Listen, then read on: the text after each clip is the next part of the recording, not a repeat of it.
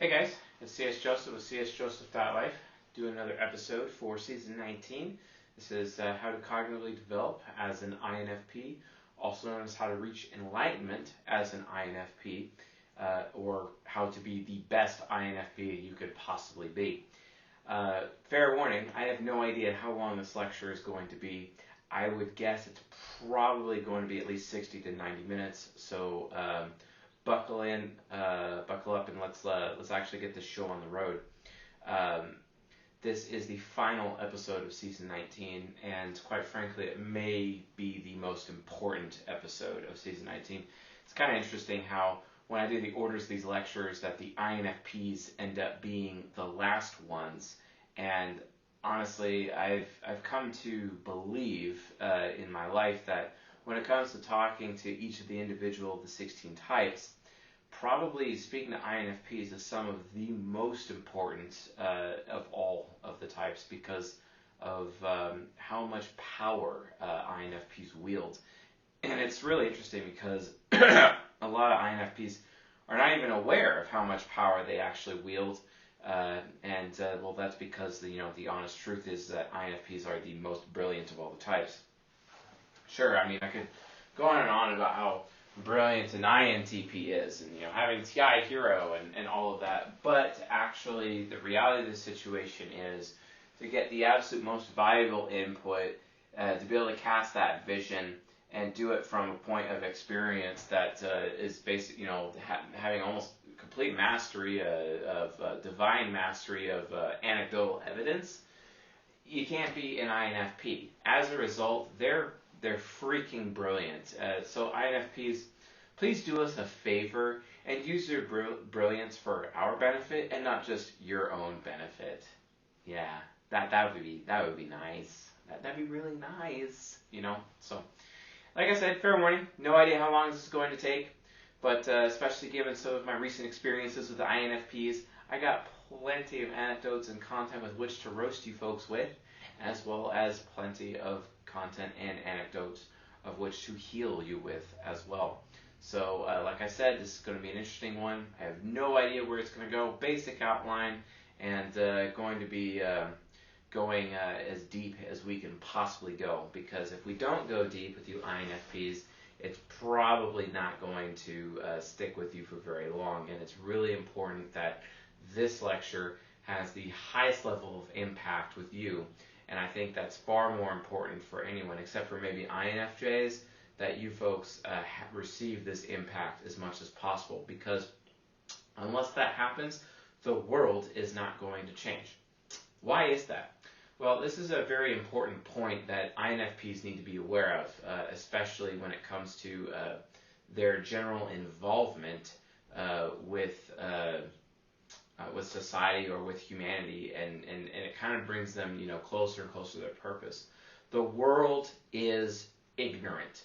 The entire world is absolutely ignorant, and it is because of ignorance that human beings suffer. I've maintained that throughout all of my studies of various spirituality, different walks of life in that regard, different cultures, different religions, belief systems, all of it, I've come to understand that the number one cause of pain, suffering, and death in this life is actually ignorance.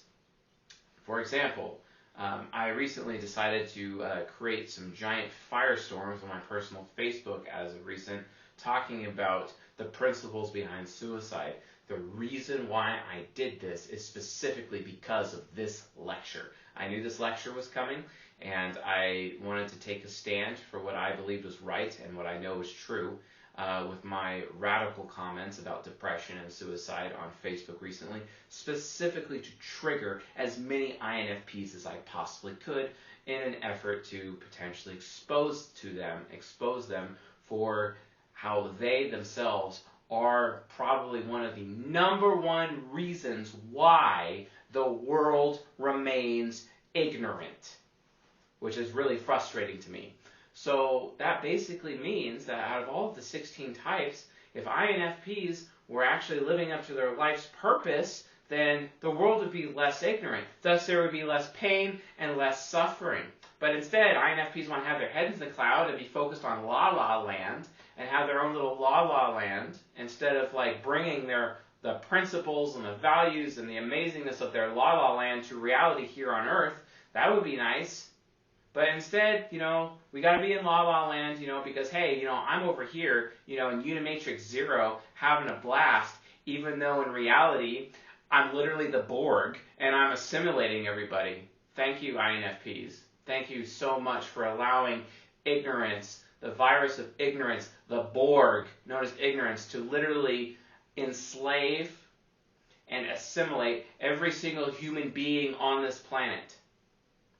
I lay that at your feet, INFPs. I absolutely lay that at your feet because of your life's purpose, because of why you exist.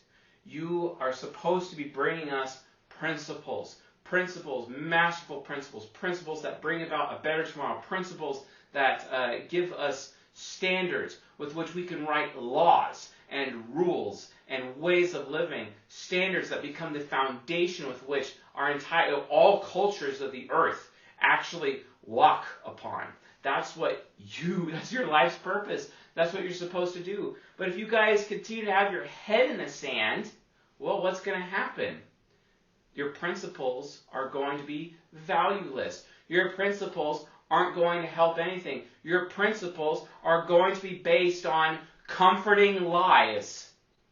Because INFPs, for some reason, out of all of the types, likely because of TI Demon, because TI Demon and its demonic power, for some reason, goes out of its way to avoid unpleasant truths. And then this TE inferior in its inferior form ends up providing comforting lies for the rest of the world, such that we end up living in a world of ignorance. And yes, INFPs, I lay this at your feet. Let me give you an example of an INFP who is not doing this. Very important example. I've used this example, so many times. So many times. But we're actually going to kind of dive in a little bit deeper within this lecture to just kind of give you an idea of who he is and why he does it. So, what is the number one most selling book in the world right now? What is it? A lot of people say it's the Bible. Okay, fair enough. That's usually the world's number one most selling book. It's usually the Bible. But oftentimes, if the Bible is, not the number one selling book in the world, it's actually a book that was written by an INFP who is going out of his way to tell us unpleasant truths. Instead, removing the comforting lies. It's really interesting because, I talk about how INFPs are all about belief because of TE inferior. You guys hear me talk about it all the time. It's all about beliefs and not so much truth. The truth is not in them because the truth is TI Demon. But that's not to say that they're extroverted thinking it's seeking truth. It's gathering truth. It's not a source of truth, but it can find, gather, and collect the truth in one place and bring it to other people. That's the purpose of the INFP. But hey, what's funny? I actually tell people, I offer this particular INFP praise. I tell people to read his book. And you know what's funny about that? Other INFPs come out of the woodwork and say he's evil. His teachings will make the world a worse place. It'll make the world, people will be manipulated. People will suffer more. He's absolutely evil. We should burn his books. Like, wait a minute. Is the book Fahrenheit, the world of Fahrenheit 451, a world that is actually created by INFPs? A world of comforting lies instead of unpleasant truths? How many times do we see books like Mein Kampf, My Struggle, written by probably the world's greatest butcher, murderer? At least he has the reputation of being that. Adolf Hitler, right? I don't know how many times I've heard people say, well, we need to burn his book, right?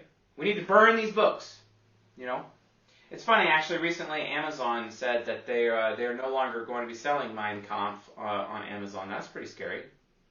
Why is that? Think about it. Think about it. Because if you allow books to be burned, then you are allowing the world to stay ignorant. Because here's the situation. Here's something INFPs absolutely have to understand. INFPs, out of all of the 68 types, out of all of the philosophers, care about bias more than anybody else. Hypocritically speaking, INFPs are the most biased of all the types. Hands down, most biased. They're such hypocrites in demanding unbiased from other people. Little do INFPs understand that they are creating a paradox. Just like when you burn a book because you're trying to save the world, because you're worried about other people having bad values from reading evil books. You're trying to save the world from that because it's like, oh, if we allow other people to read these evil books, they're going to have bad value systems, and then they're going to want to do bad things, right? Hashtag ignorance, right? But if you burn the evil books, or the books that you believe are evil, for example, if you burn these books, you're contributing to ignorance. How? Why? The reason why is something known as the bias paradox. It's something created as a result of extroverted thinking. We already know how TI, introverted thinking, is ignorant. We already know. And INFPs, thank you so much for preventing the ignorance of TI. That's your life's purpose, after all, because your job is to be providing healthy input to the TI user so they stop having an ignorant echo chamber.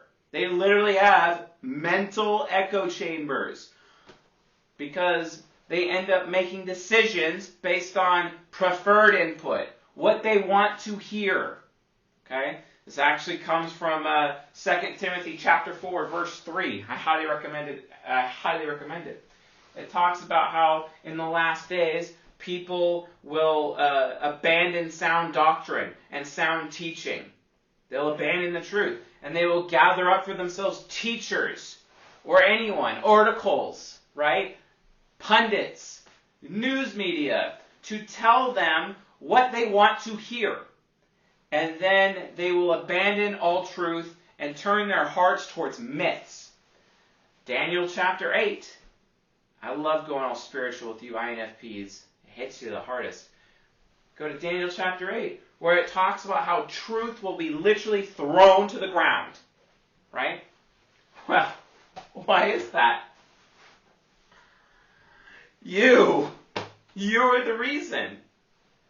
Actually, everybody has the responsibility of not being ignorant, but INFPs, you have the most responsibility out of all of us. See, that's the thing. Why is this? It's because of the bias paradox. The bias paradox provided by extroverted thinking, especially extroverted thinking inferior. The bias paradox. Do you know why? Because when you demand something to be unbiased, do you not understand that the state of being unbiased is itself bias? Have you ever thought of that? Have you ever considered that, INFPs?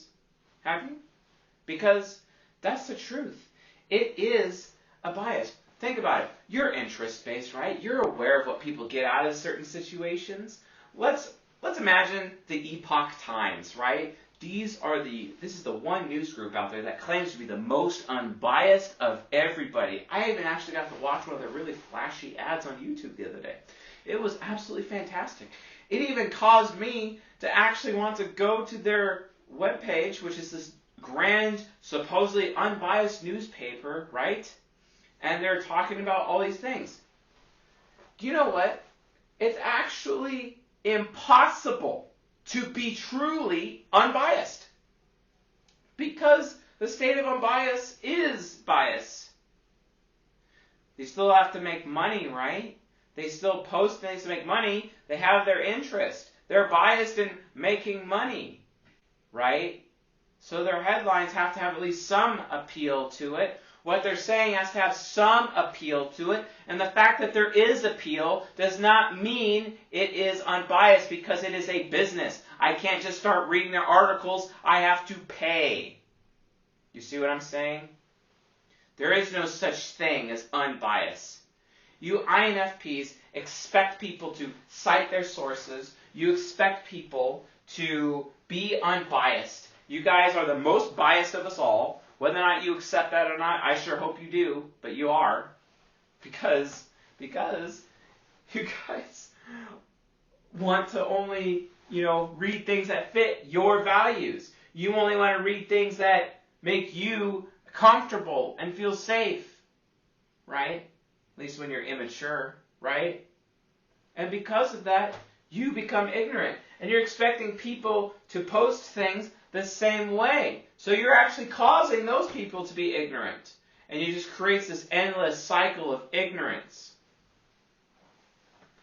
INFPs, your desire for unbiased material is proof positive as to why you're so lazy, why you're so depraved when it comes to ideas, why you are so entitled to people telling you unpleasant truths, right? Because you're entitled to those comforting lines. Why? Let me tell you. Going back to the bias paradox. If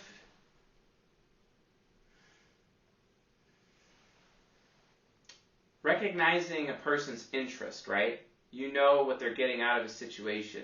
It is impossible to be unbiased. It is impossible. Demanding bias is a form of laziness. Because here's the thing. What you should be doing, INFPs, is reading all of the information. You should be using your SI child to experience all perspectives, not just unbiased perspectives, quote, unbiased perspectives. No, that's not what you should be doing. You should be experiencing all perspectives, all of the biased perspectives, because you need to recognize the truth that everything is biased. Everything is. Because here, you actually have the ability to turn your TI demon into an angelic form, pipe it directly into your SI child through habit, and have the habit of, oh, I shouldn't be seeking unbiased, I should be seeking bias, because I recognize the truth that everything is biased.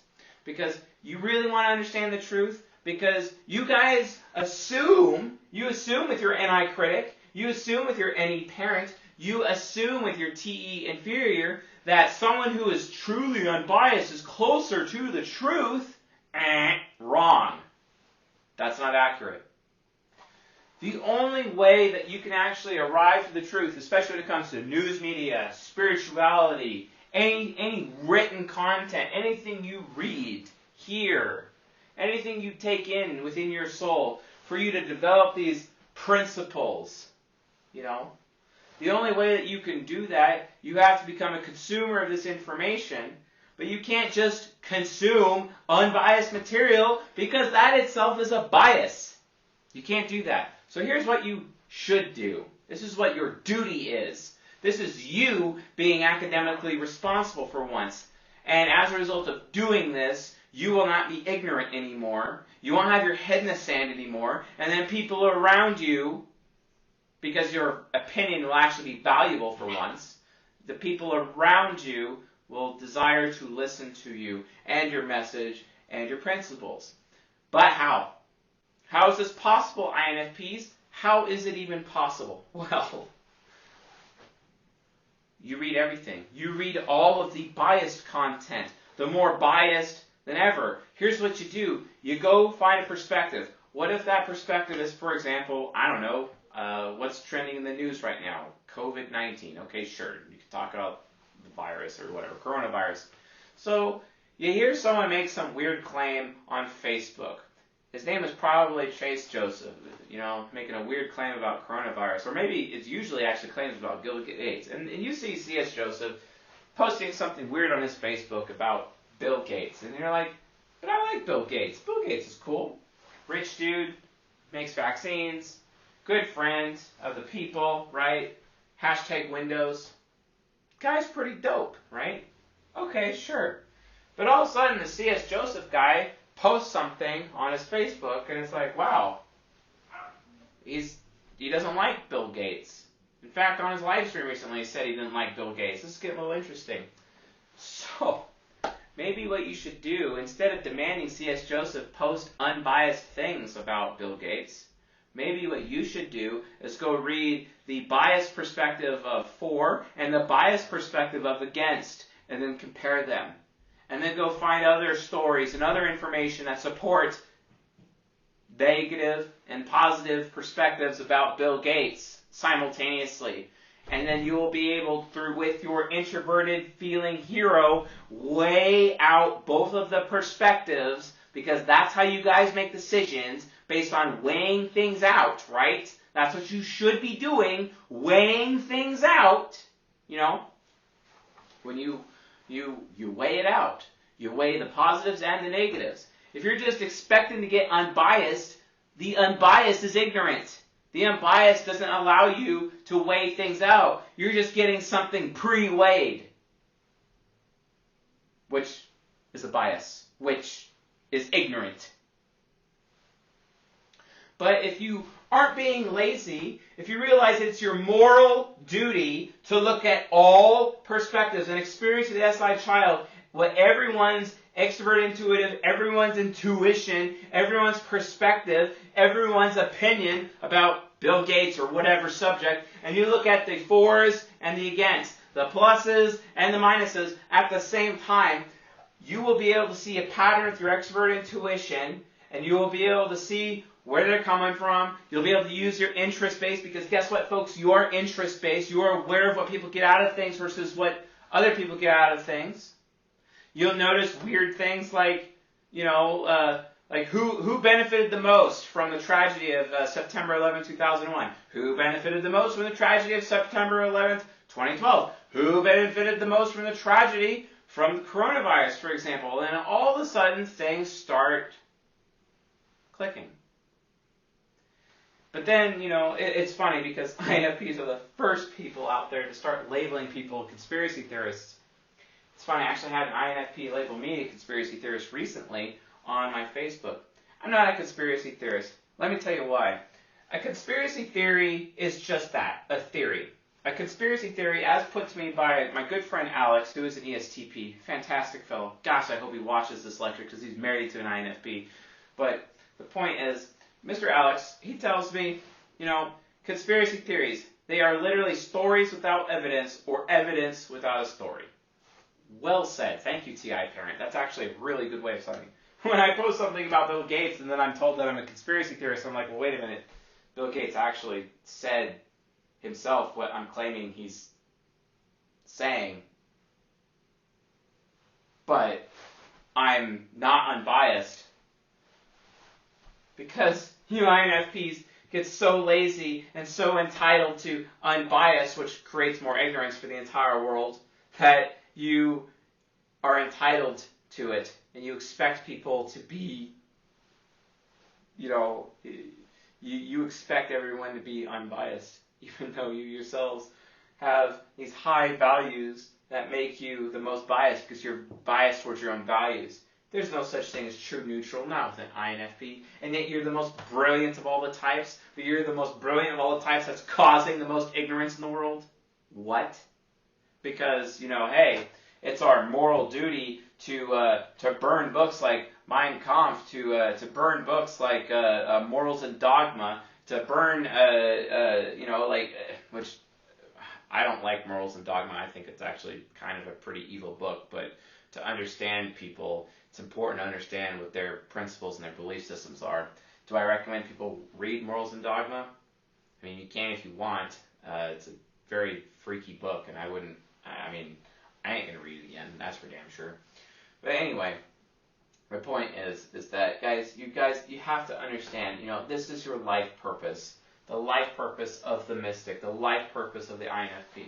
Remember that INFP talking about that book that he wrote, that book that at times outsells even the Bible itself, the book where fellow INFPs say that he is evil and he lacks principles and he's just going to increase the suffering in the world. That man is Robert Greene, and he wrote the 48 Laws of Power.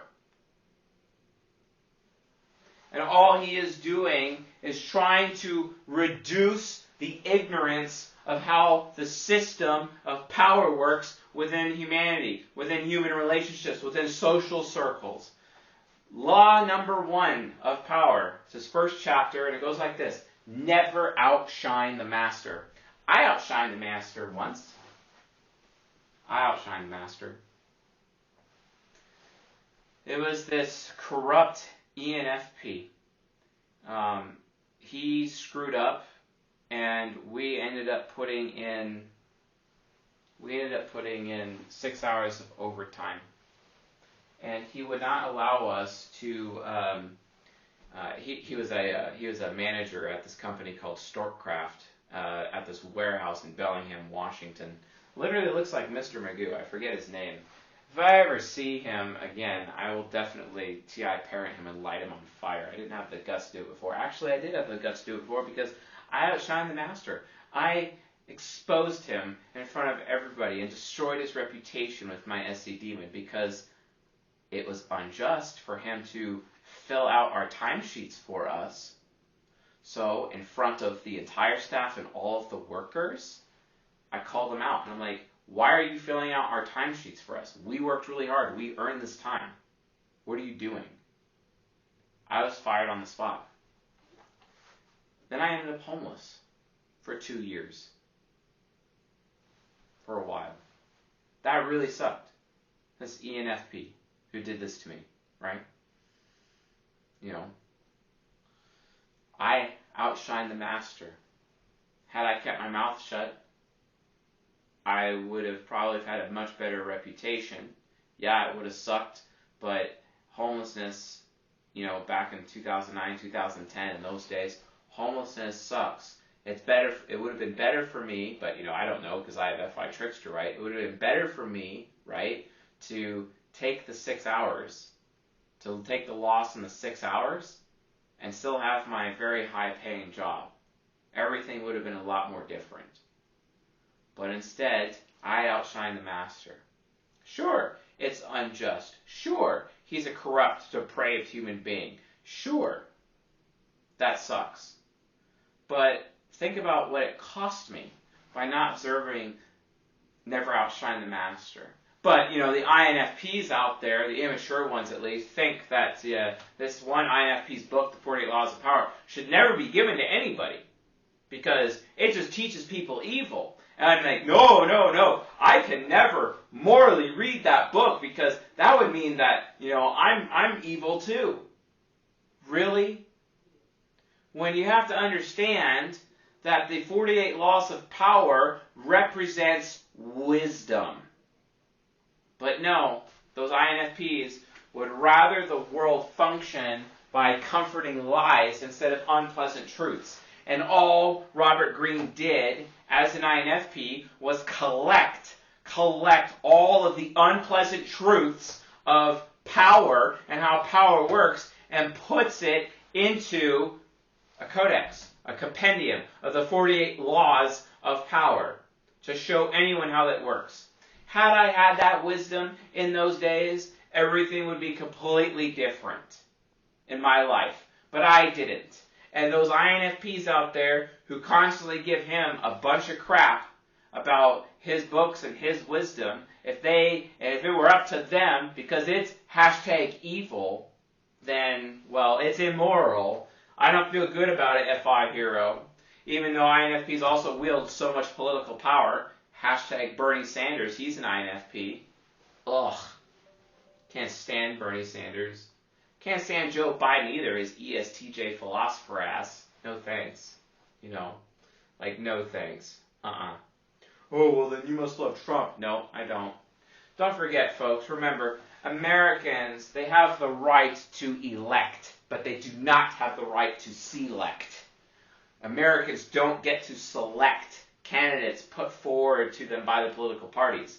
And if a third faction actually controlled both political parties behind the scenes, like the Council on Foreign Relations, like the Council on National Policy, for example.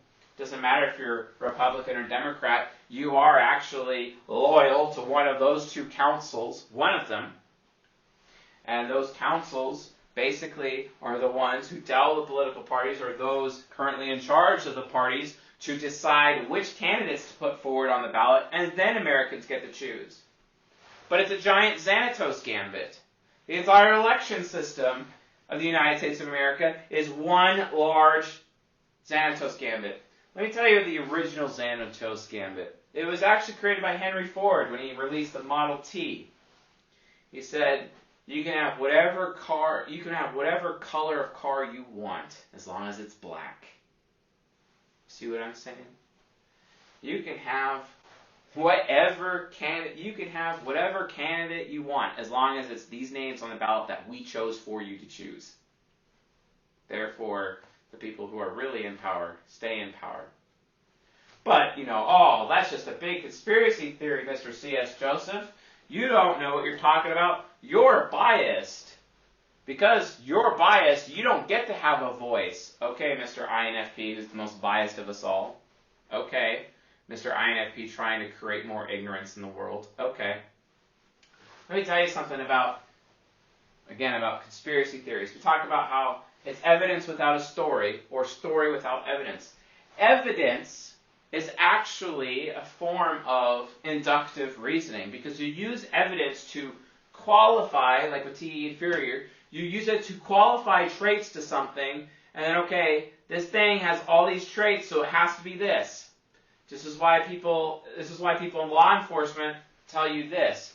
If it walks like a duck, talks like a duck, sounds like a duck, pisses and craps like a duck, flies like a duck, well, it must be a duck.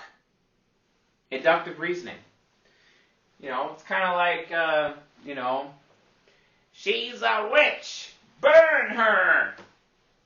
If the witch weighs as much of a duck, then she's made of wood, so she must be a witch. Right? Qualifications. Qualifiers. Inductive reasoning. Right? Logic. Logic, which INFPs lack entirely. Logic is deductive reasoning. Deductive reasoning, you can still arrive to a true conclusion without having any qualifying evidence. It's actually possible. Because you arrive to your conclusion based on process of elimination, right? Just as Mr. Spock would say in Star Trek, the original series, as portrayed by Leonard Nimoy, he'd say things like, whatever remaining explanation exists has to be the only explanation. It has to be the conclusion. Which is like a reverse Occam's razor. Occam's razor is definitely the path to ignorance, by the way.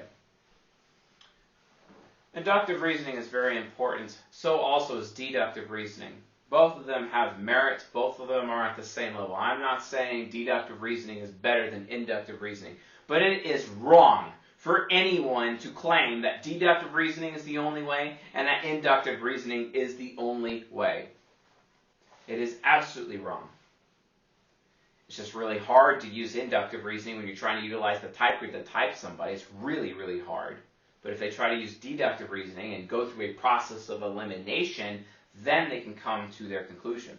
And then, of course, let me tell you what abductive reasoning is. Oh, wait, it's Occam's razor. Again, Occam's razor. Okay? It's still based on assumption. This is why I think inductive reasoning and deductive reasoning eliminates the majority of assumptions when compared to abductive reasoning.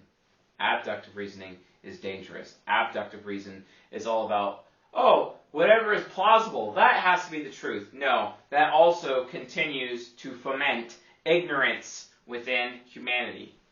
That's not going to work. Anyway, why am I saying this? INFPs, and yes, we're still just on purpose, right? Gosh, we've been in this long time so far. Just on purpose. INFPs, it's your jobs to avoid anything unbiased. It's your job to stop demanding unbiased. It's your job to start making decisions based on bias, except you're looking at the biased for and the biased against.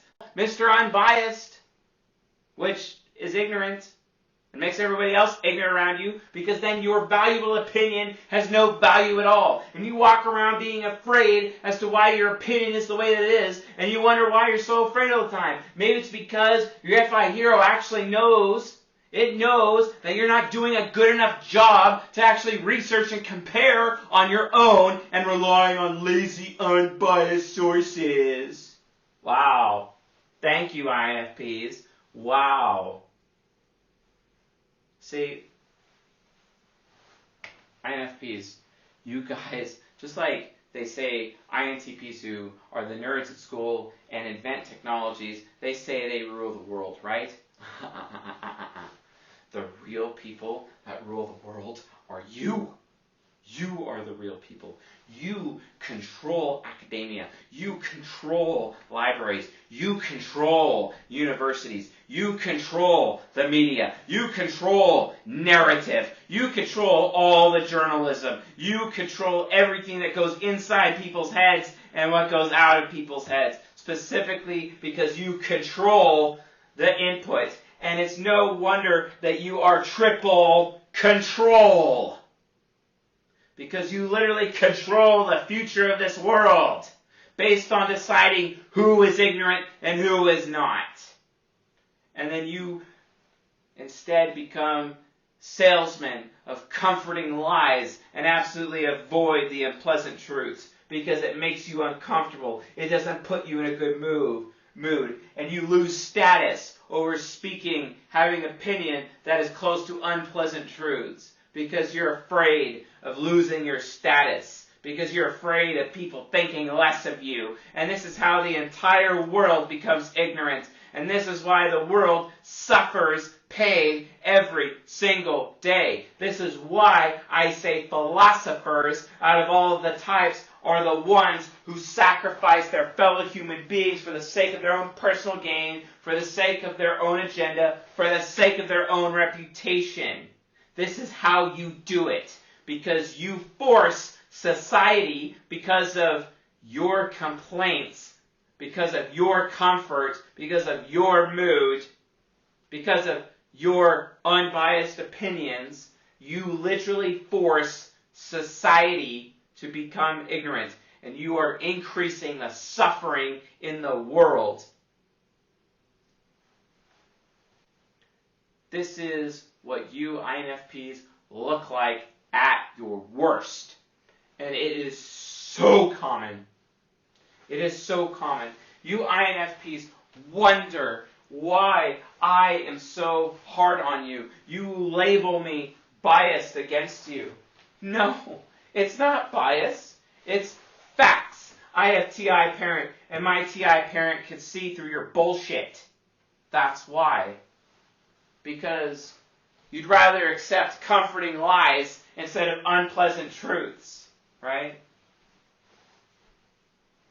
And then you force me and other people to believe them, as you're okay to create this Fahrenheit 451 world where you're literally burning books that disagree with your narrative, that get in the way, that expose your comforting lies.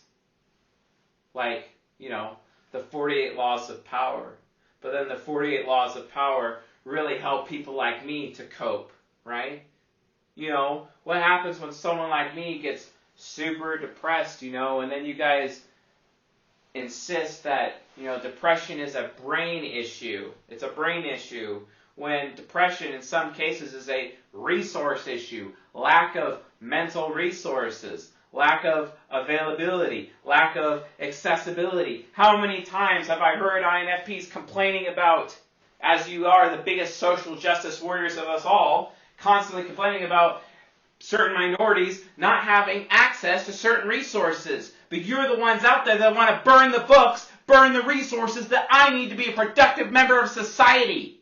Aren't I a minority? No, Mr. C.S. Joseph, you're a white male.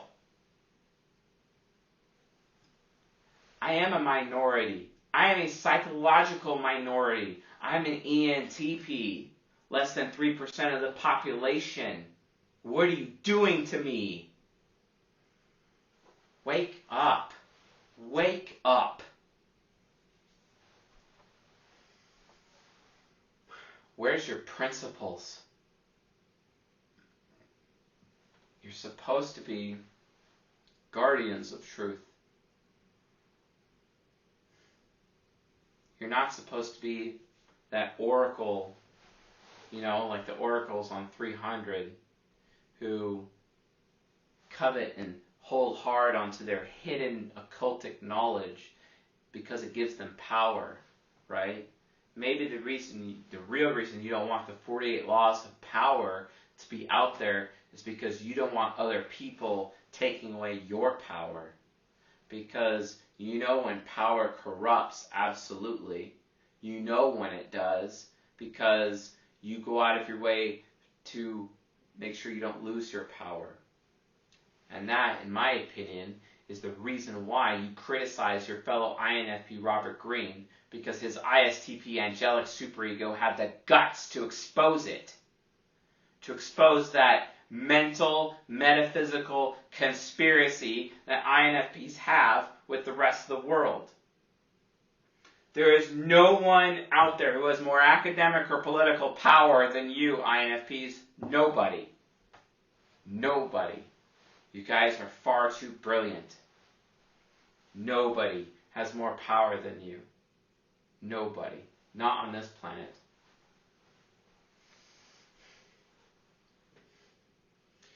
So, this brings us down to why. Why is all this? And how do you solve this? This is INFPs at their worst, but how do you solve all this? Well, we're going to get to that.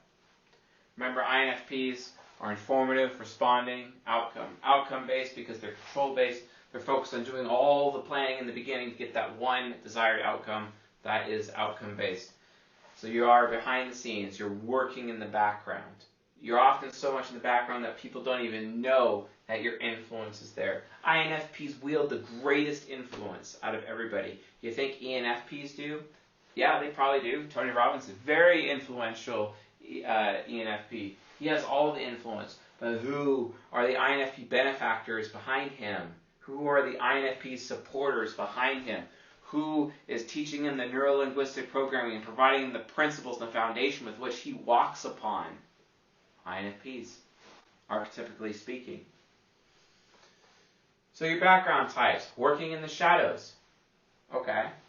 Temperaments, you're idealists, right? And then pretty soon your FI understands the ideals of power, of absolute power. But then you criticize those people, you take away the voice of those people that may challenge your power. The power that gives you your creature comforts. The power that gives you your good mood. The power that gives you your status, right? That gives you your reputation among men, right?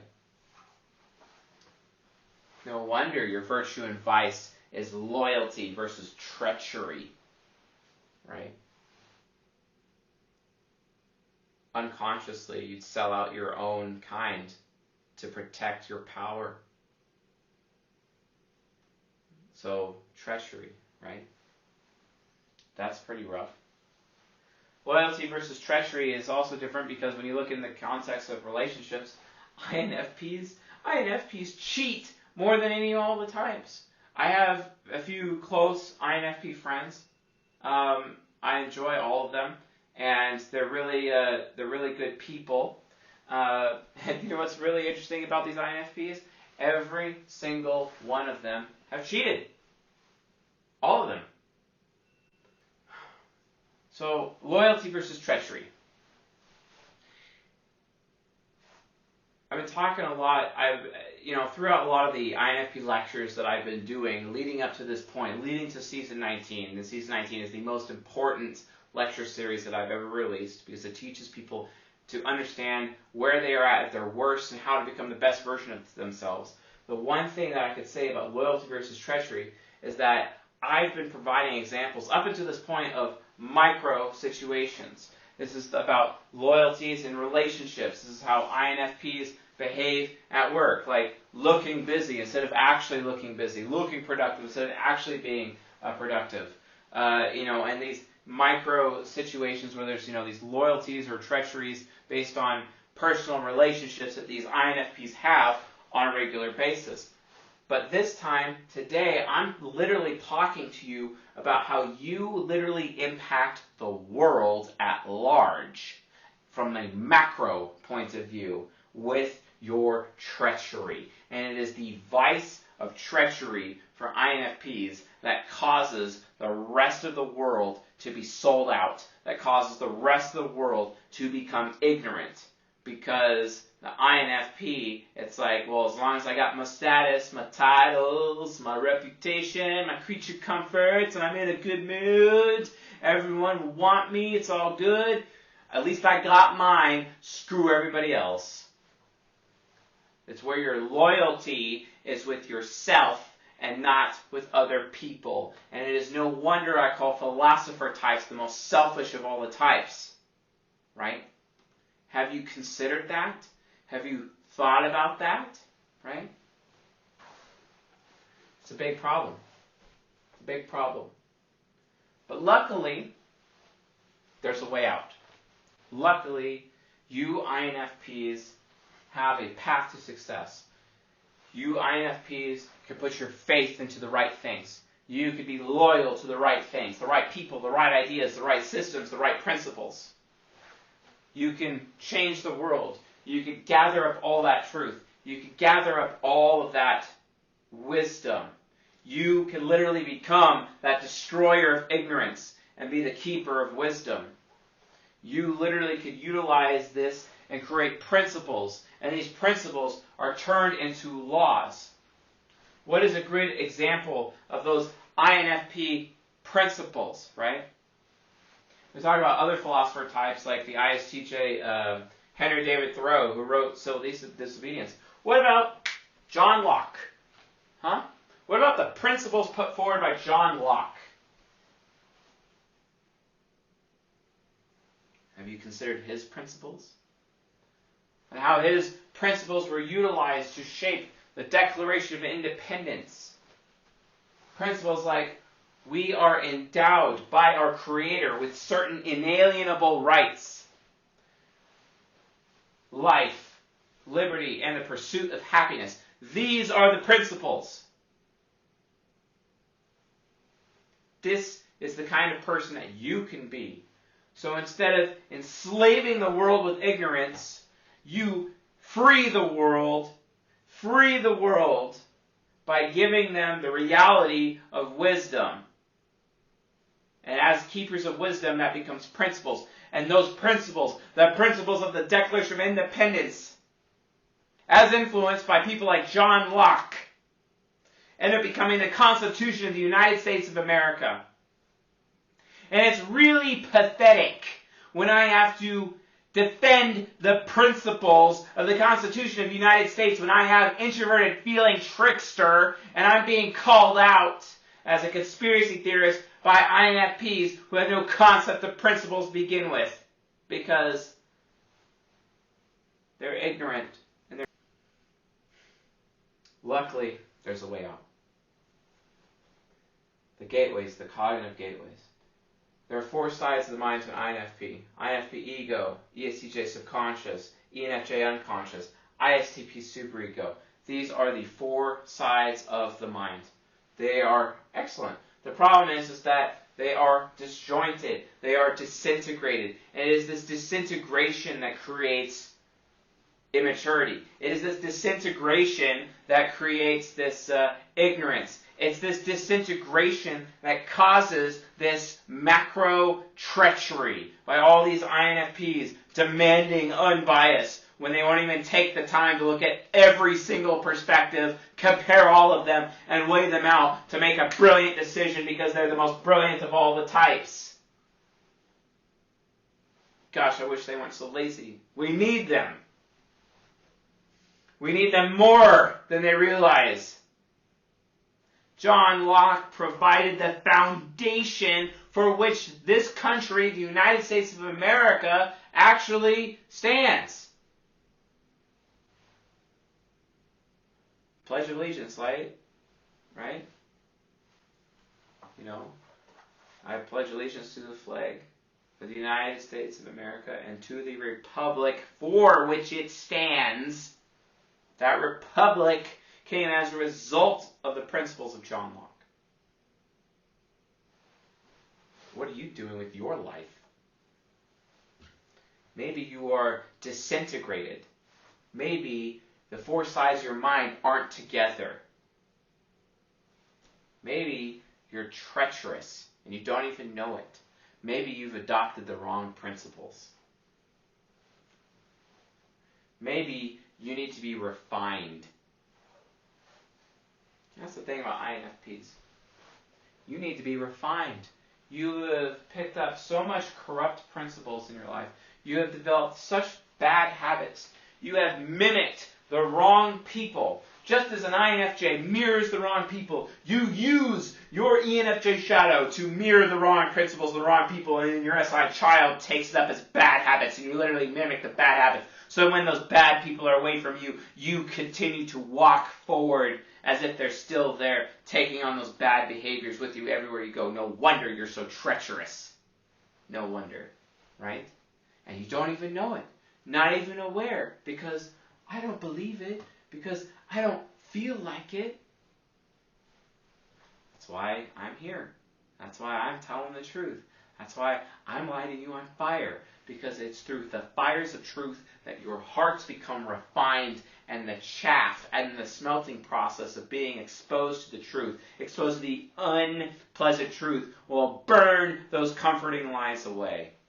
This is who you are. This is who you need to be. This is why you must have TI users around you, or at least not be lazy and have the good habit of looking at all perspectives simultaneously, comparing all of them, and then weighing them out.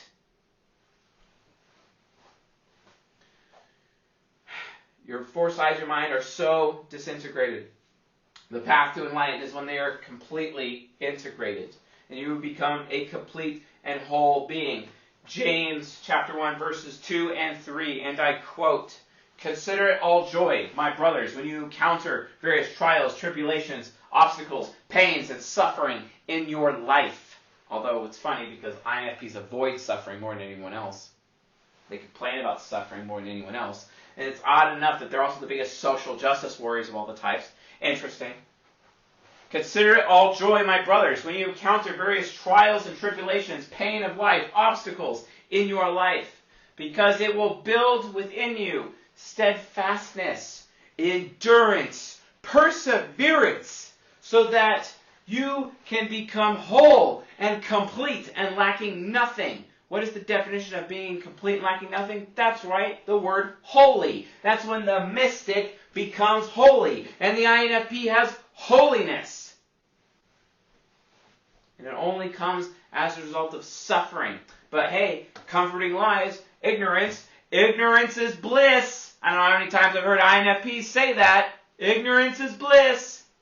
You know, well, then I guess you're going to continue to bring that problem. Great. But if you engage in suffering, if you engage that suffering, if you stop sacrificing your fellow human beings for the sake of yourselves and your own agenda and your own creature comforts and your own reputation and your own values, your corrupt bullshit values that are unverified, but they're just convenient, comforting lies, and if you allow the pain of life, like the fires of truth, to burn away those comforting lies, you will gain holiness. You will gain the most valuable substance in the cosmos, which is wisdom. And then the four sides of your mind will come together, and you will be complete and lacking nothing. How? Well, the answer, psychologically speaking, is the cognitive gateways. The cognitive gateways. Awesome. Cognitive gateways are: first function, hero; second function, second gateway is the inferior; third gateway is the villain; and the fourth gateway is the demon. Okay? We've been talking a lot about principles. So the path to enlightenment is basically gaining mastery of the four gateways so that you can gain access to all four sides of your mind. All four sides of your mind represent fields in a farm. Each of these are fields that are tilled and watered, and each of the gateways are irrigation channels where that water goes.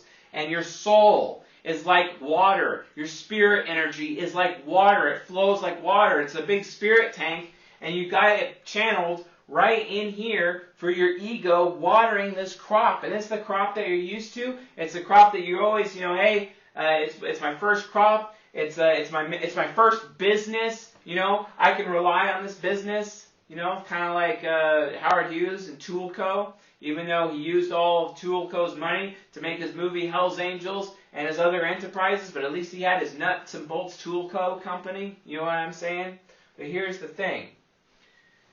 You have this harvest that you rely on, and it works. And then you have this harvest over here. You know that the yield's going to be great. You're just afraid of doing it because you've never done it before. You don't have any experience doing it. It's kind of scary. And then you're worried about this harvest down here. You're worried about this field because, you have no clue. You're completely ignorant about it. This one, it's like, yeah, I can do it. I could definitely do it. But, I'm afraid I might not be good enough to do it. It's because you got a lot of pride. You're like, oh yeah, you're always telling everyone, hey, I can do this, but do you? And then this one, the one that you will yield the most, and you'll be the richest you've ever been as a result of yielding this one right here. But are you really going to be able to go that far? Are you? Are you? Well, if you go all the way here first and try to do that field, it's going to blow up in your face because you're not ready. Because in order to do this field, you have to have all the infrastructure created and all these other fields working at peak capacity first before you have enough experience to even bother doing this one, which has the highest and most rewarding yield of them all. But hey, let's do shortcuts. Ignorance is bliss, right? It'll work out for me, right? I'll just have faith and everything will work out for me. It's okay. I can't see you, so that means you can't see me. Gosh, INFP's invented that. Cognitive gateways. You go into your gateways in a chaotic manner or an orderly manner. The chaotic manner is the default. In the hero, when it is chaotic, it causes the INFP to become irresponsible. When the inferior is chaotic, they are gripped with fear, and that fear leads to pride. When their nemesis or villain function is chaotic, it leads to uncertainty, and they are very uncertain in their life. And then when their demon function, the final function, the eighth function, the final gateway is chaotic, it leads to hatred. A kind of hatred where they hate other people because they feel more valuable than others. I don't know how many times I have exposed INFP after INFP literally believing that they were better than other people. It happens more with INFPs than anybody else. Wow, you guys are so entitled. Stop. It goes even further than this. But what happens when you go in an orderly manner? You gain personal responsibility. What happens in an orderly manner for the inferior function? Well, you're not being so prideful anymore because instead of being afraid, you actually have faith in yourself, right? Instead of being afraid. And that leads to humility, a cloak of humility that will protect you. And then what happens when you're actually certain instead of being uncertain anymore, right? You're certain in how people value you, and you will not have to worry about other people's values corrupting you because you know that your values are closer to the truth. And then what happens when you're going orderly through your demon?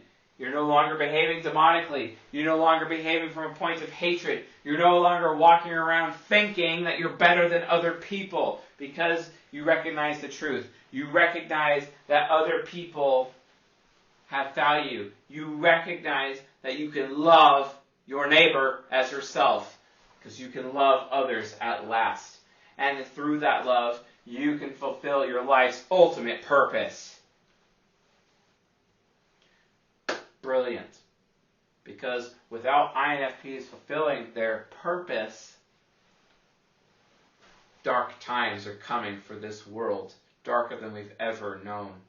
Look into the grand solar minimum. You ever heard about that? You might want to look about that. Look into the fourth turning and the prophecy behind it. That's scary, right? Look into Revelation chapter 13. Look into 2 Thessalonians. Look into 2 Timothy, right? Look into the Gospels. There's so much prophecy going on right now. It's crazy. Crazy. Have you heard of the story of the man of lawlessness? Has he recently revealed himself? Maybe you should go find out. The point is, you have to have all of the perspectives in order to have any understanding. But hey, as long as you're unbiased, you don't have to have all the perspectives. Then you're okay with just believing what you want to. Believing whatever suits your passions, just as the Apostle Paul said you would in 2 Timothy chapter 4, verse 3. Wow. Pathetic. So, how to reach enlightenment, how to reach cognitive development, how to reach cognitive integration. The hero function. The hero function is the default function. Your functions develop first like this. When you're a child, they develop like this. They develop the hero first because it's optimistic, followed by the child function because it's optimistic. And then through cognitive axis, the inferior function goes because the hero and the inferior are connected. And then the child function ends up bringing the parent to the child. And the parent is the final function to develop within the ego. The parent and the parent's development is how you know you've reached an area of personal responsibility. How many times have I heard INFPs complaining about being undesirable? Especially when it comes to relationships. Gosh, their SE treachery is so crazy. I actually remember the firstborn of a pastor's kid of a church, an abusive church that I went to growing up. His name was Jason. And Jason, this INFP, he would literally stalk women that he had a crush on because he didn't know it was socially inappropriate, and he is SE trickster. He had no idea he was making other people uncomfortable. He is a fantastic martial artist, as most INFPs are, but he had no idea that creeping on girls is not really good for him, and it gave him a really bad reputation, and he was completely oblivious to it. Since INFPs are insanely oblivious to things, and they don't really have TI, I guess that would make them oblivious to truth at times. I guess that means they would be, the most ignorant of all the types. I guess that means maybe their FI hero principle would be ignorance is bliss. Let me tell you the truth. Ignorance is hell. Ignorance brings hell upon the earth. Plagues, locust swarms, earthquakes, right? The plagues in the times of Moses and Elijah, right? Evil concentration camps, folks, because of ignorance. INFPs, you're the greatest source of ignorance in the world. But you can be the greatest source of wisdom in the world. Did you know that? How?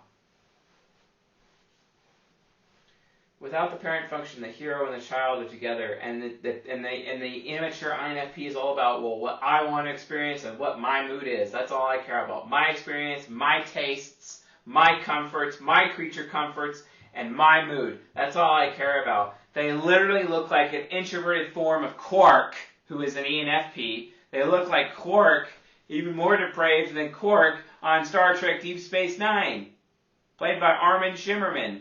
Wow. Think about that for a second. INFPs, if you've not seen Deep Space Nine, Star Trek Deep Space Nine, what the hell are you doing with your life? You need to check that out. But that's the thing. That's severely the thing. So, the parent function. But when all of a sudden, after the child's had so many bad experiences in life, so much suffering in its life, all of a sudden it realizes, hey, I might need to change.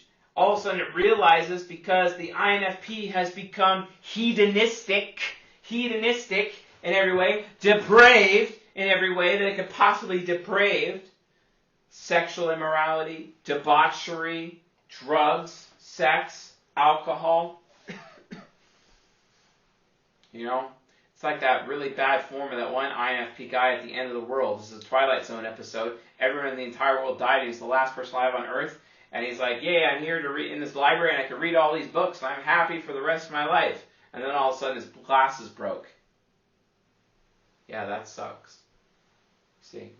That's what happens when you don't have your any parent, because these hedonistic INFPs who are spending so much time trying to, have game, trying so much time to learn pickup artistry or whatever, when they don't even realize the fundamentals of what makes them desirable as men or women to begin with. So desirable that the opposite sex will actually come to them, because the opposite sex desires them, and they would never have to go to the opposite sex, like ever. They come to them, right? Because expert intuition parent responsibly knows what makes a person desirable.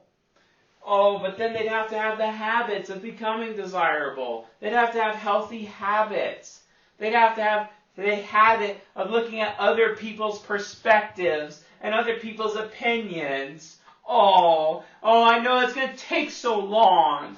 Oh, well, maybe you should read all the pros and cons and then compare and then weigh them out. Apples and oranges, guys. You're the ultimate bean counters, except you're the bean counters of ideas. The bean counters of values. The bean counter of ideas so that you can create your own values. So then any parent gets in there and realizes that their hedonistic behavior, their self-serving, irresponsible, ignorant behavior is not wanted by other people. And after feeling so horrible, feeling so unwanted in their life, that they decide to take responsibility and make themselves desirable. Oh, but the immature INFP is entitled and expects other people to want them anyway because, it's fair. It's fair, even though I didn't earn it, that I get this apartment, or this car, or this, or why do you get the prom king? Why don't I get the prom king? I'm better than you. I think I'm more valuable than you are, but why do you get him? What makes you so desirable, right? And they don't even see. They're so oblivious to this. Why? It's because they're irresponsible. It's because their parent function is not here to get in the way of the hero and the child. The child is all about their own experience, their own tastes. They're not aware of how they externally come off, so they keep feeding that child, and that child keeps getting fatter and fatter and fatter, and they wonder why they're so undesirable. Or the child spends so much time on World of Warcraft, and they wonder why they haven't gotten laid in 7 months. It's because they haven't gone out. It's because they've been at home. By the way, guys, make sure that you understand that if you are going to have sex, that you do not have sex with a man unless he is willing to die for you. Men, do not have sex with a woman unless you're willing to die for her. That is the highest principle of sex and sexual relationships. But then again, if you are willing to die for her, or if he is willing to die for you, then why isn't there being a ring presented at that point in time if he's willing to go that far for you? For it is written, there's no greater love than when man gives up his life for his beloved. That is the standard of intimate relationships. Maybe you should live your life that way. Maybe your FI Hero principles should know that, right? Whew. Have I been in this over an hour? Awesome. It goes on. Then, TE inferior. Because the INFP is starting to take full responsibility at this point. The INFP realizes that having their own car, their own job, their own home makes them more desirable than the other man-child schmuck down the street, or their man-child buddies that they hang out with at the bar or the club, always constantly trying to go out sarging, which is basically trying to pick up women and use them at like little sex dolls for some reason. Yeah, that's the thing, guys. Don't believe me? Read Neil Strauss's book, The Game. And he's an ENTP. Ugh. The depravity. Gosh, the depravity of NPs it's just horrible. And I'm equally guilty. Hashtag hypocrite. I'm just as biased and hypocritical as the rest of everyone out there, but do not pretend that you aren't. But hey, INFPs in the world of pretend, because that's what TE inferior is all about. You're a chaotic TE. You're so afraid of what other people think of you that you actually may not even go so far as to admit that something's wrong, so you can stay in your la-la dreamland, because that gives you the ability to just pretend that nothing's wrong. It's just as bad as Marie Antoinette asking during the French Revolution, why aren't they all eating cake? And she was as depraved as they come to the moment her head fell in the basket. Don't believe me? Maybe you should read some Robert Greene, who researched Marie Antoinette quite well. Gosh, it's really pathetic how she was remembered in history by the greatest historian that ever lived. Oh, Mr. Robert Greene. Interesting how that works. T, inferior. So afraid of what other people think. So afraid that if you have a value or an idea that doesn't go along with the herd, that I better not say anything because then people will judge me. So afraid of judgment. So afraid of loss of status. So afraid of loss of reputation. So afraid of losing titles. So afraid of people thinking you're stupid. Wow. To the point you sell out your own values and pretend that you have the same values, the same thoughts. You pretend that you'll be a part of their echo chamber. Pretend that you're a part of their group so that you are accepted because you're so afraid of not being accepted, intellectually speaking. Because you're so afraid of people realizing the truth about you. You don't actually know what you're talking about, and that scares you. The reason why you don't know what you're talking about is because you're too lazy to actually, again, look at all of the perspectives and look at all the cons and the pros and compare the two of them and then weigh them out so you can have your own principles. That way you end up having an insanely valuable opinion because you're so afraid that you're not allowed to provide your opinion or provide your input that you end up becoming a hypocrite. And you just pretend everything's okay, and then you end up choosing ignorance is bliss, and then everyone else around you becomes ignorant just like you, because extroverted thinking's job is to make sure that the TI users are not being ignorant themselves by providing them with valuable input. By making sure their minds are not making decisions based on last known input or preferred input, aka an echo chamber. Right? That's what they're supposed to do. That's what your ESTJ subconscious is supposed to do. It's strong, right? ESTJs are soldiers. Those are strong people. They're firemen. Those are strong people. They're police officers. Those are strong people. They're professors. Those are strong people. They're politicians. They work hard. They're hard workers. They take the time to research and see all perspectives, right? At least they should. But they should definitely do that in the aspirational form because the subconscious in its aspirational form is actually stronger than an ego. Right? But, you know, you'd have to get off your ass and actually do it. You'd actually have to do the research. But you're so prideful. You're so prideful, you cover up your fear with pride that you end up saying things like this. In the absence of communication or explanation, perceptions become reality. There's no such thing as absolute truth. And your pride ends up not only just accepting comforting lies, but you start speaking comforting lies. You're pretending, and you take pride in how well and how good you are at pretending that you end up becoming the source of the comforting lies. You become the source of ignorance.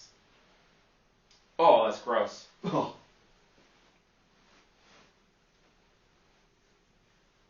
It's a lot of muck in that toilet of a mind, and that sewer of a mind.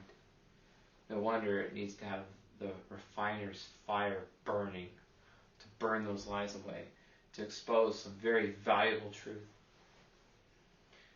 Then comes along the time when they use their extroverted thinking inferior in an aspirational, orderly way. And then when this happens, of course, the INFP gets to a point where it's like, hey, oh, I'm going to make it my duty to do all of the research, and look at all of the perspectives, and compare all the perspectives, positive or negative, and then weigh them out, and then create principles. And this ESTJ subconscious can then provide those principles to others and teach other people and profess those values, profess those principles to other people and teach them, right? Boy, that's what ENFJ unconscious is for, because it all fits together. The ESTJ ends up seeking truth, organizing facts, collecting them, and then using its expert intuition and metaphysics to see a pattern. And it understands its duty and responsibility to do this. And it is very beyond heroic with its expert thinking.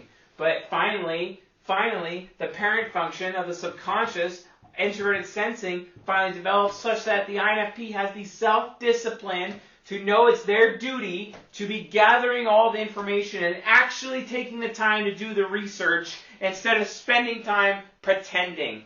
And then because they're taking the time doing the research and putting in all that effort in there through their introverted sensing discipline, because they have the self-discipline to do the research and all that effort, all of a sudden their little fearful opinion becomes the most valuable, most brilliant opinion of them all. All it takes is for them to humble themselves and realize that they're nothing more than pretenders. I better do my research and do proper research and actually apply critical thinking so that my opinion is valuable for once instead of me just pretending. What happens, INFPs, is that when you're pretending to know things that you don't know, or when you're pretending to be an expert, when you're just borrowing other people's comforting lies to suit your own passions, another 2 Timothy reference, is that you will gain that reputation, and you're so oblivious to the fact that people actually catch on to this, and then no one is interested in listening to your input anymore, and then you are not wanted. No one wants to listen to your opinion, and no, you are not wanted because your opinion is literally worth nothing. It is worthless. Only through having the self-discipline to take responsibility and humble yourself and realize that you don't know anything, to realize and accept the truth that you are just a pretender and not actually someone of any academic value at that point in your life. Recognize that you are a pretender, and then as a result of that self-discipline, you all of a sudden become super rational. You do all the research. You look at all the perspectives, all the pros and cons, all the biased perspectives. You compare them, and then you weigh them. Then you have your valuable opinion. And then you have nothing to fear, because everybody will want to hear your valuable opinion, such that your opinion becomes the most valuable in the entire world. Maybe to the point where your book on principles will become something that even challenges the Bible's sales, like the 48 Laws of Power, because that's what Robert Greene did. He's definitely on the path to enlightenment. Are you? And then the unconscious, the villain, so worried about other people's values potentially corrupting you. This is what causes you to want to burn books. Worried about whether or not people feel you're being selfish. And sometimes you just look like you're giving. You just look the part. You just look like, or you do something to look charitable so that you can at least keep your reputation looking charitable. You can look caring because sometimes you worry, you're uncertain as to whether or not you're caring enough. Huh. But I mean, hey, that is a problem, Guys, if you're certain in your morals, if you're doing all the research, if you've engaged in humility, if you've engaged in responsibility, what business do you have being worried about how other people feel about you? What business do you have being worried about other people's value systems? Because at the end of the day, you know that if you're doing all of the research, if you are being responsible, if you have humbled yourself and you're not a pretender, you know at the end of the day, your principles are valuable. You know that your principles are closest to the truth because of this huge amount of research that you've done to back up your principles. So what business do you have worrying about whether or not you're going to be accepted by others? What business do you have being worried about? Because if you know that you put in the time and the effort to have your opinions, to the point where you could potentially debate anyone about the subject matter whatsoever, what business do people not valuing you? You see? What business do people have not wanting you, right? But the thing is that you end up worrying that other people won't value you. You end up worrying, so then you just give up before you even start. You just end up giving up. Because, oh, my inner critic, I see everybody else in the world so irresponsible with what they want, so I'm not going to allow myself to make decisions. I just want somebody to tell me what to do. I just want somebody who's unbiased to tell me what to do. Hashtag ignorant. Great. Well, that's not how it goes. Because pretty soon, you start to realize that the wise thing to do is to actually want to care. You have to prove that you care. And this takes action. If you don't want people to be, if you don't want to be worried about whether or not people see you as someone who's uncaring or see you as someone who's selfish, then maybe you should prove it by being charitable in some capacity or giving in some capacity. Give of your vast knowledge. Give of your vast wisdom. Share stories and anecdotes of your suffering. Share stories and anecdotes from your research of other people's suffering. You can do this, right? Why wouldn't you want to do that? But, you're afraid and you're worried and you're uncertain. And because you're uncertain, you become foolish. And then you end up wanting the wrong things. You end up even wanting to teach people the wrong values. Because you are so uncertain, you're so worried about what other people value, that you're willing to sacrifice your own values for the sake of their values, and then you end up teaching somebody else's values, even though those values are not actually yours, so you end up looking like a two-faced snake. Treacherous. Wow. When you could be teaching the wise thing, you can be wise about what you want to do, about the decisions that you make, about, what other people value. Maybe you realize you would want to teach other people your values and not be afraid of sharing your values. Not being worried about changing your values if all of a sudden they might actually know more about you, such that you realize it's your duty to go find out more about that subject so you can make sure that your values are in the proper place and that's been properly weighed out. Maybe that's the path of not being ignorant, because it's the path of wisdom. And then you end up teaching, you start becoming more certain about teaching other people your values, that you have spent all this time and effort, all that responsibility and all that humility developing. And now you are wisely sharing it with other people. You are wisely caring for others by sharing them from your sharing your vast knowledge, by getting rid of their ignorance. Isn't that what you want? Isn't it wise? Because it's unwise. Because if you don't do that, obviously, if you're just going to be foolish and not want that, and then you start adopting the value systems of other people to mirror them, you're going to walk away mimicking, because you're an NP, which means you mimic, you don't mirror. What's the difference between mirror and mimic? When an NFJ or an STP is mirroring, it's because bad people are around them, and they take on their bad behaviors, and they mirror those bad people. You get rid of those bad people, those bad behaviors disappear from a Templar type. But not you. You're an NP, and you're a philosopher. So as an NP, you have this problem where you mimic other people. It's just like mirroring. The bad people are in around you, and you're mirroring them, right? No, you're mimicking them. And you're taking on their bad behaviors. But when those bad people go, you still have the bad behaviors because you've turned those behaviors into habits.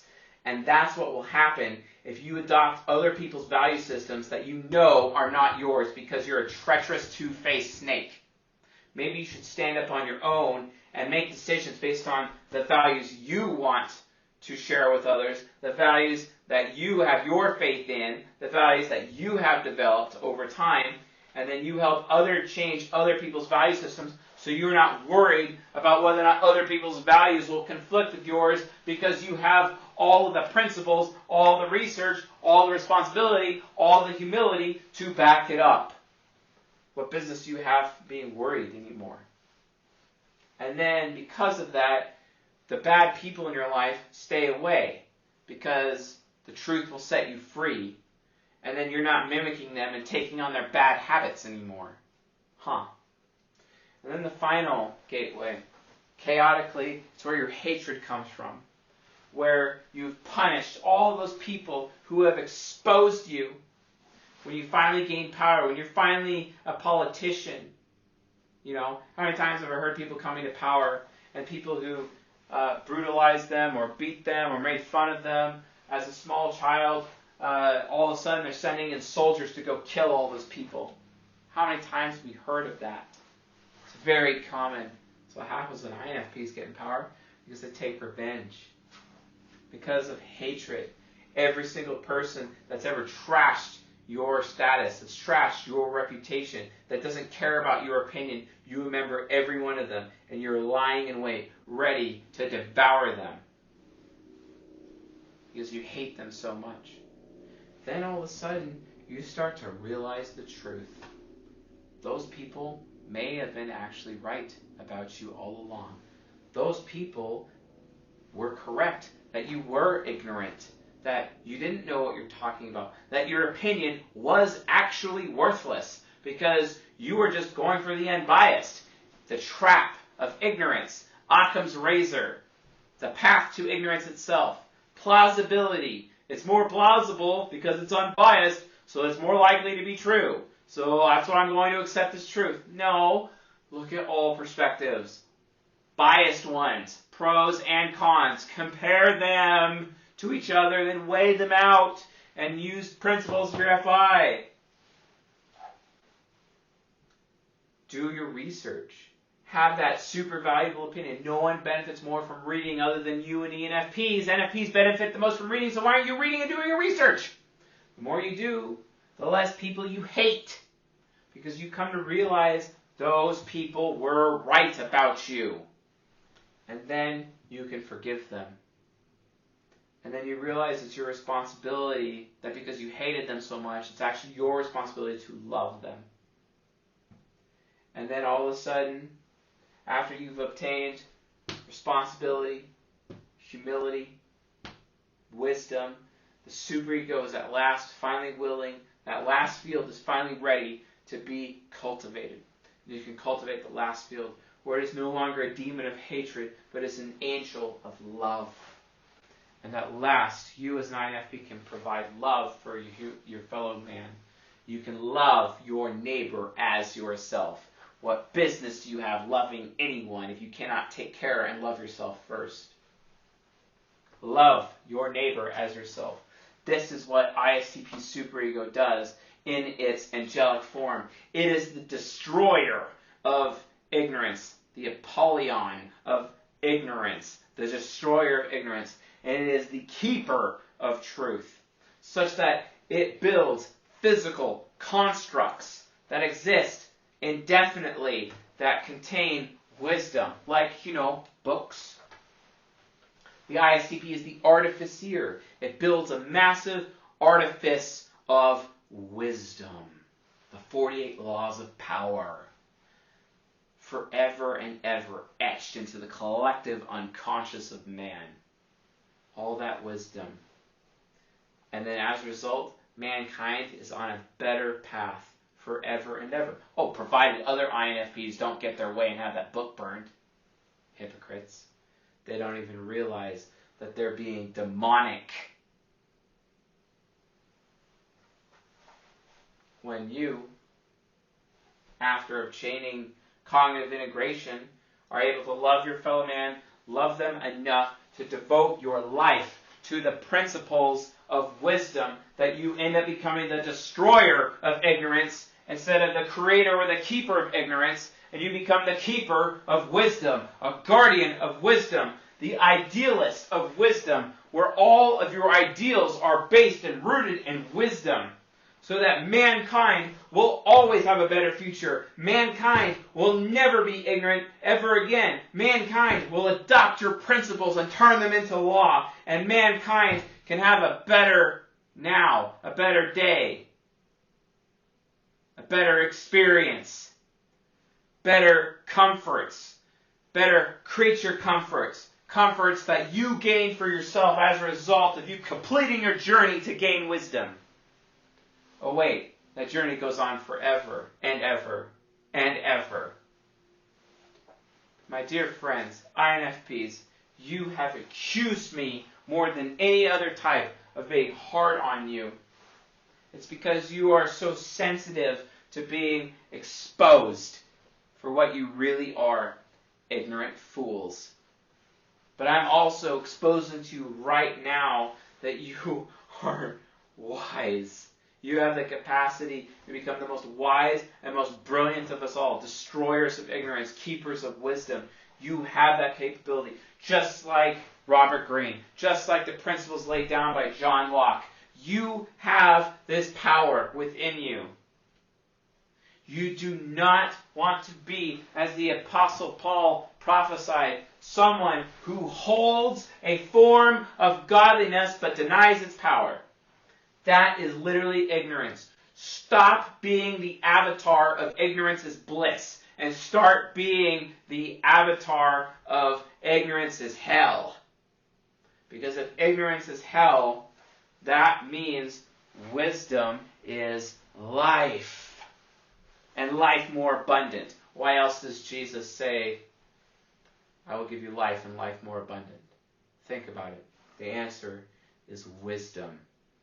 And this is your ultimate purpose, INFPs, to be the ultimate keepers of wisdom, to change society and the future of our race forever and ever and ever. This is who you are. This is your identity. This is your crown of righteousness that you could take on and take up this mantle of responsibility for the sake of your fellow man, so that as a result of bringing wisdom in the world, destroying ignorance, destroying the comforting lies, and bringing forth unpleasant truths for everyone and the principles behind them, we will have a better future, such that the human race will not become annihilated in their ignorance, but they will become saved as a result of wisdom.